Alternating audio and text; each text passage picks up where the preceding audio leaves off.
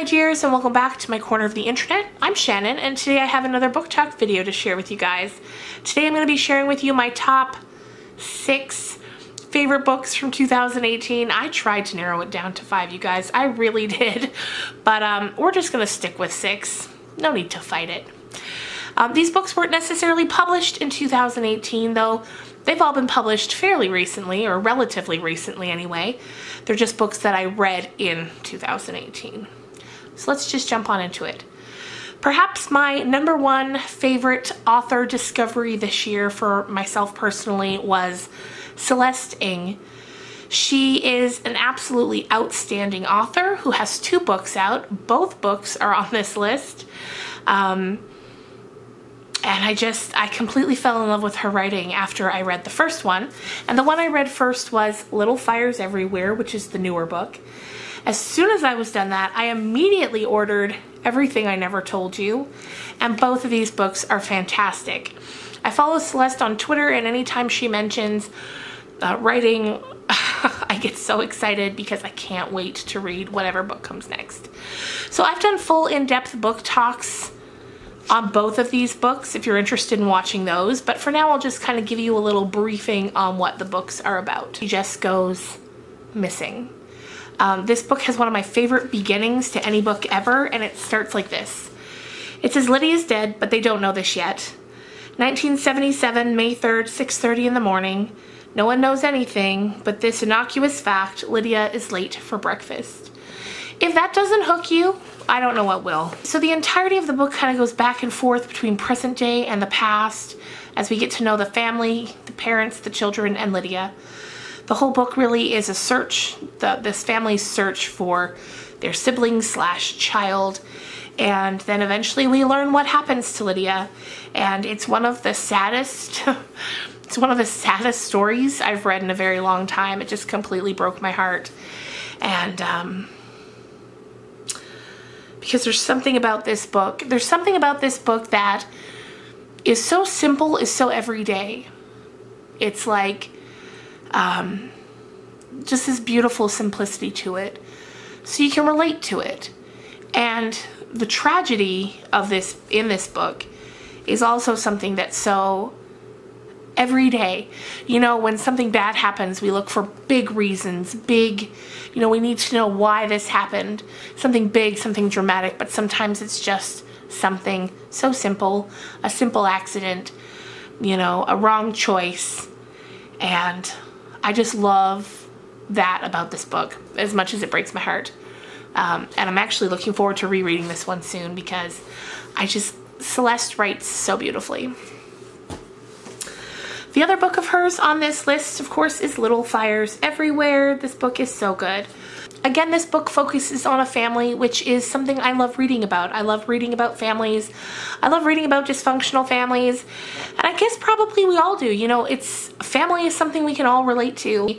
And then when you read these stories about these families, it'll either A, make you feel better because, wow, at least my family's not that dysfunctional, or B, you'll feel comforted because you'll see other families that struggle, So there's just something that everybody can take from it.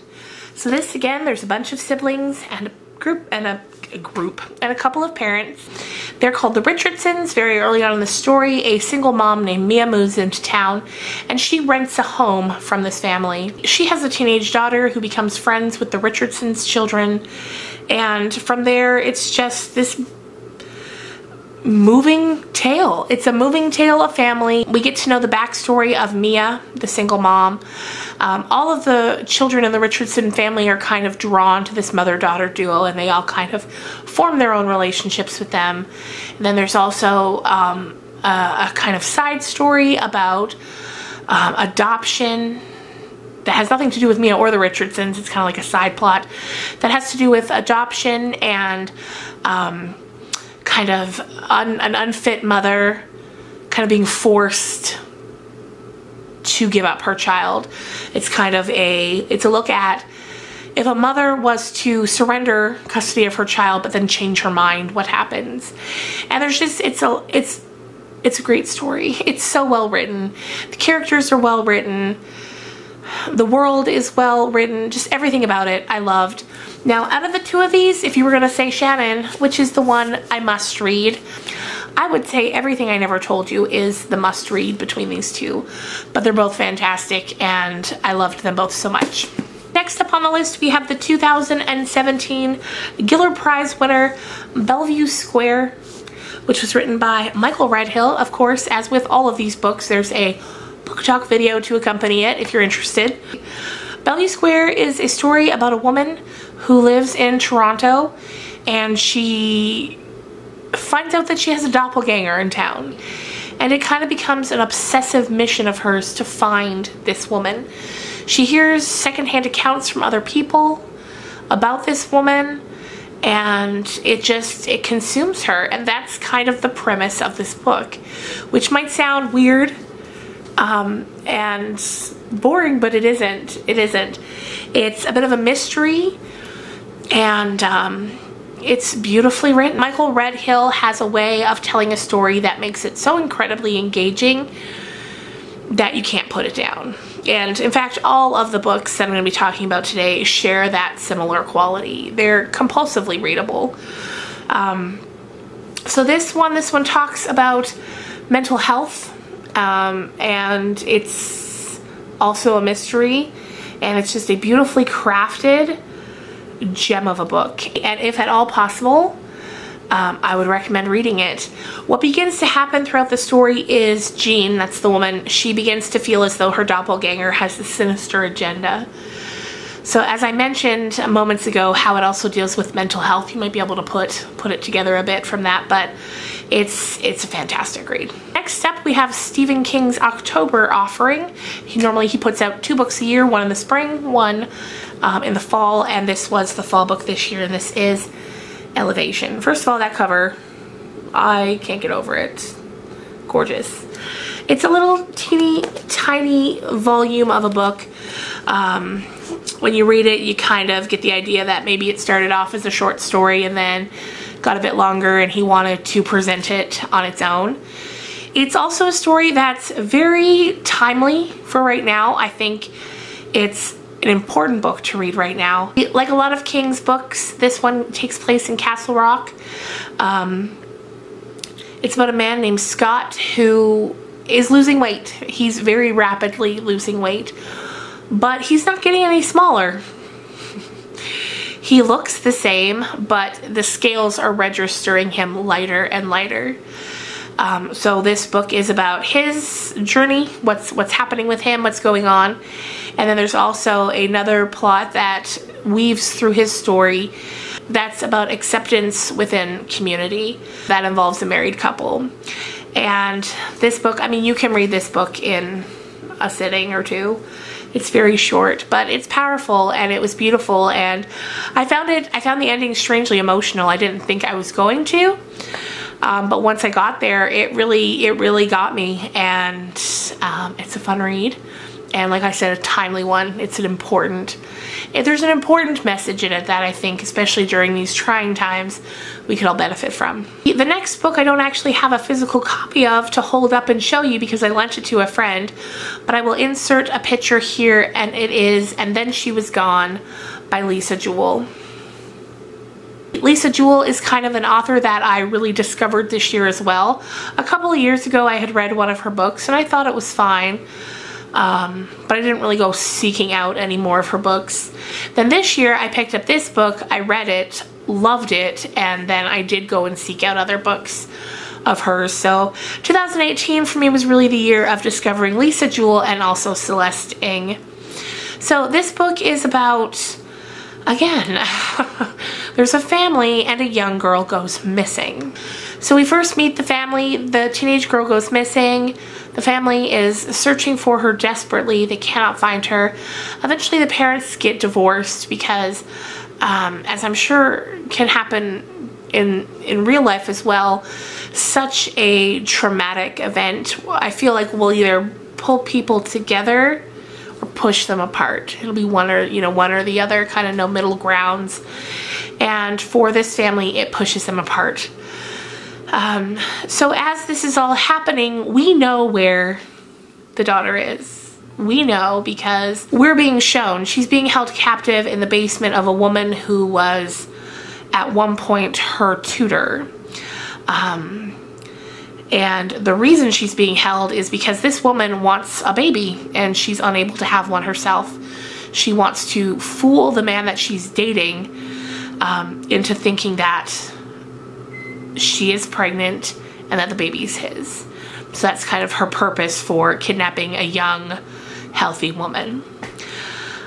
From there, so much happens. So much happens. Eventually, the man who she's trying to think is the father of her baby, you know, he breaks up with her. He wants nothing to do with her. And in time, he begins becoming involved with the mother of the girl who's kidnapped. So that's kind of how all the characters come together. And it's a fascinating read. I enjoyed it very much. Again, compulsively readable. The other day, actually, too, I was Googling about the book and just seeing what other people thought about it. And I noticed that the author shared an alternate ending that she had in mind for the book, and that was fascinating to read. It was also an excellent ending, but I do prefer the one that she went with. Her editors told her, no, you know, I think maybe you should think about trying a different ending. And she did, but it was so interesting to read the original ending that she had in mind because it was also good. So yeah, that's, and then she was gone. The final book that I want to mention today was written by Karen Dion. I think it's Dion. And it's called The Marsh King's Daughter. This book is so good. Aside from Everything I Never Told You, I think those two, Everything I Never Told You and The Marsh King's Daughter, are probably my two favorite books that I read in 2018. This book focuses on a woman named Helena. She is an adult now. She's in her 30s or 40s, however old she is. And, you know, she's got a husband, she's got beautiful children. But through a series of flashbacks, we begin to learn about her history. And we learn that Helena's mother was kidnapped when she was a child and held hostage up in the Michigan marshlands by a man. And it was during her mom's time in captivity that Helena was conceived and born. And so Helena grew up thinking it was all normal because, of course, she had nothing to compare it to. She loved her father, and she spent a lot of time with him. He taught her about trapping and hunting and things like that, and how to survive in the wilderness. And when she would spend so much time with him, he would sort of slowly, quietly, subtly poison her against her mother so that, like, he was the one that she loved and not her mother. And eventually things happen and they do manage to escape, as you know, because at the very beginning, you know, we meet Helena and she has a husband and kids. So we knew she was going to get out of there. And so a lot of the book focuses on her time in captivity, plus her time afterwards, and trying to